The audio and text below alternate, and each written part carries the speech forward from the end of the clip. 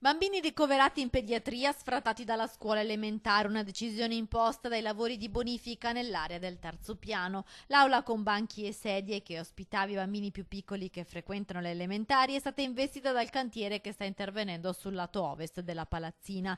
Nella stanza utilizzata per le lezioni è stato ritrovato amianto e quindi si sta procedendo alla bonifica, ma la scuola, fiore all'occhiello del reparto di pediatria, continua grazie ai bravissimi insegnanti. Il polo scolastico è ufficialmente riconosciuto e accreditato presso il Ministero, il primo caso in Italia, quello dell'ospedale di Padova.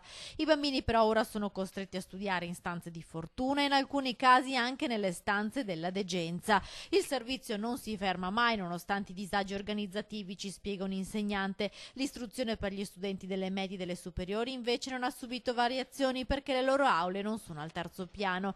Una situazione critica, quella di pediatria e della piastra unica di ostetricia, che negli anni vi avevamo più volte raccontato con i nostri servizi, denunciando sovraffollamento nel nido, la presenza di amianto nel corridoio e spazi inadeguati ad ospitare i piccoli pazienti e le loro famiglie.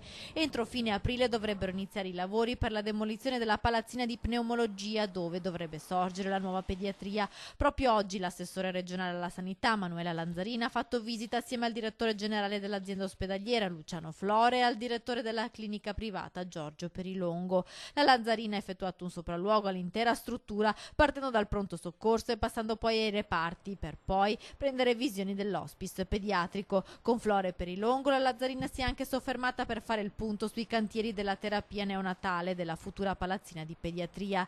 Si va avanti come previsto, ha detto l'assessore, i fondi ci sono e nei giorni scorsi la Commissione Tecnica Regionale per gli Investimenti in Sanità, la CRITE, ha dato il via libera al progetto presentato dall'azienda ospedaliera, che ora può indire la gara d'appalto. Questi medici e questi piccoli pazienti meritano il meglio possibile anche dal punto di vista strutturale, ha concluso la Lanzarin.